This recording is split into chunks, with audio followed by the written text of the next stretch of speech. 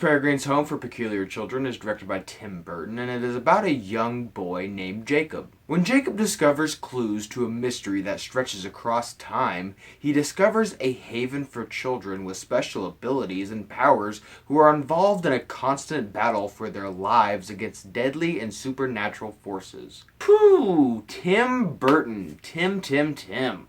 I have wanted to talk about Tim Burton with you guys for quite a while because I am fascinated with this man. Because in my opinion, Tim Burton by far is the most inconsistent director in all of Hollywood. Because on one hand, you have these great movies. Some of those are my favorite movies of all time. And then on the other hand, you have these god-awful, just atrocious abominations of film that some of those are my least favorite movies of all time. And unfortunately, in recent years, we've gotten the side of Tim Burton that pumps out the bad movies. We haven't gotten a really good movie from Tim Burton in quite a while. But I was really optimistic about Miss Peregrine. I was really hoping that this would be a return to form. It looked really cool. It looked like that Tim Burton that we've grown to love. And I was just like, oh my god, we get Tim Burton's X-Men. This is going to be so cool. And unfortunately, we have yet another disappointment to chalk up on the year because this movie is not a return to form for Tim Burton. However, something that Tim does really well in all of his movies, and it's something that he continues to do well in this movie, is design. Tim Burton is one of the most creative directors out there, and when you have his stamp on a movie, you know that it's his movie. Because everything from a design standpoint in this film looks great. The way some of the kids look just has Tim Burton written all over it. But my favorite design of this film is the monsters, and they're like the villains of this movie, but they have like a really wide mouth that has like tentacles flowing out of it, and they're really tall, and they have real long like limbs. I just thought they were super cool looking. And they have a really weird backstory about like eating eyeballs. I just thought it was super cool. Eva Green does portray Miss Peregrine in this film, and I thought by far she was the best performance in this movie. She kind of reminded me of like Tim Burton's version of Mary Poppins. She's very proper, and she's always worried about time, and everything needs to be in its place and perfect all the time. I liked her character a lot. I just wish that she was in this movie a little bit more. I think this movie about Miss Peregrine's Home for Peculiar Children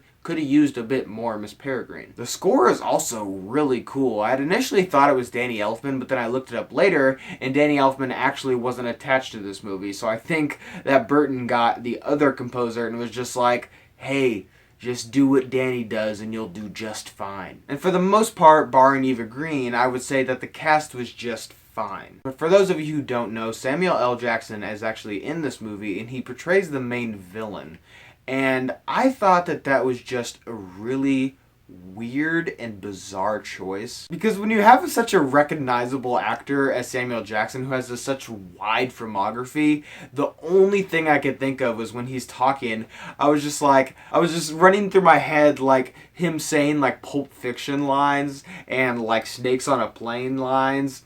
And it was just super distracting. I think they should have gotten somebody that's a little more creepy, because even when they're fighting him, he's like cracking jokes, and he just kind of lost me as a compelling villain. And his motivation was just all over the place. I didn't know what he was doing like half of the time. But I think the performance that stands out, not in a good way, was Asa Butterfield. Now this kid at one point was prospect to be the new Spider-Man, and thank God, because I haven't seen this kid in much. He was decent in Ender's Game, but he was just awful in this movie. There were just so many lines where he would just say it, and I was like, that's the best take you got? Like, that's the one you're going with? And not to mention, his character really has nothing to do in this movie. I don't understand why he's in this film other than to just hold our hand and go on this weird journey with him. Because throughout the whole movie, he's just like, oh, what's that? And then somebody will tell him and show him what they do, and he'll be like, oh, wow. Hey, what's that? And it just goes on the entire movie until the end while you find out why he's there. But even then he just like, it's hard to explain without spoiling it, but at the end and the climax of this movie, he's not needed in this battle against all these creatures and Samuel L. Jackson. Because I was like, I feel like if you just take him out of this movie, he does very little to affect the outcome. I just wish he was a little more integral to the story and affected it a little more. And that's what's frustrating about this movie, is because you're stuck with these characters that are so boring and just so vanilla that when you see these cool characters like the twins or this little girl who has like a mouth on the back of her head, when you see those characters, you're like, I want to spend time with them and not boring Asa Butterfield. Especially when the twins show their power and they show what they can do and what their peculiarity is. I was just like, why didn't you do that way earlier? You could have saved so much time, and you have such a cool power. I felt like in Civil War when Ant-Man turns into Giant Man, and then Rhodey is like, does anyone else want to reveal some crazy power that they have? Unfortunately, I was very disappointed in this movie. It's a very much style over substance situation, because the style of this movie is really cool. Of course, you have that Tim Burton flair, and that's always really fun. But the substance of this movie and the meat of this movie is so boring and convoluted and just unnecessarily complex that it really weighs down the story. Because there were several times in this movie where I was like, I'm not really 100% sure what's going on right now. When you have a movie like this, I think it should be way dumbed down. Like, I think there's a few little revisions to this movie that could be made to make it a lot more simple and then a lot more easy to follow. I'm curious though if we are going to get a sequel, because there are sequels for the book, and I'm wondering if they're going to get more Peculiar Children, because I haven't read the book, so I don't know where the sequel of that book goes to. But I gotta say, this movie didn't really interest me enough to go see the second movie. Of course, I'm going to see it anyway for a review,